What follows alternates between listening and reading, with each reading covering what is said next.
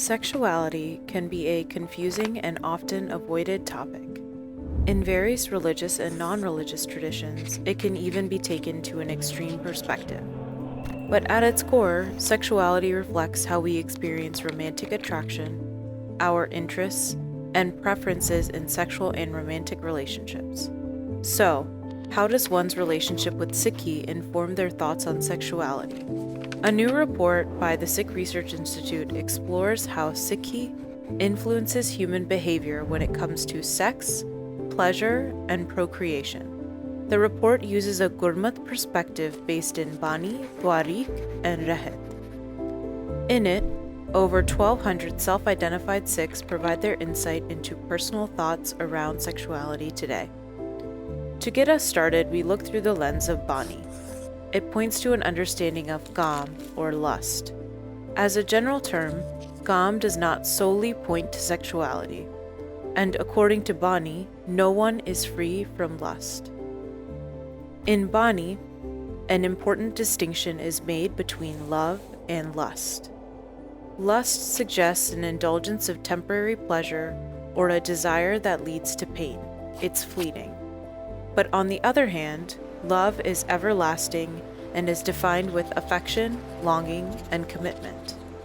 When we move on to Tariq, we explore a new branch of looking into sexuality in Sikhi. It points to specific issues in a broader context and draws moral conclusions.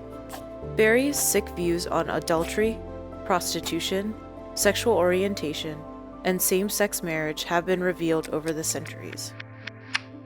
Through the Sikh Rehat Maryada, or Sikh Code of Conduct, as well as statements by notable figures in Sikh history, those moral lines become clear. So lastly, what does the Sikh principle of Rehat express when it comes to sexuality?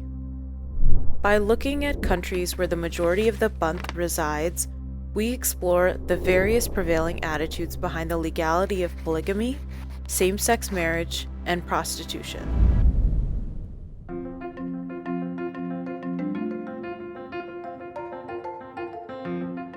In Sikh Research Institute's global survey, the Sikh community provides their current perspectives on sexuality.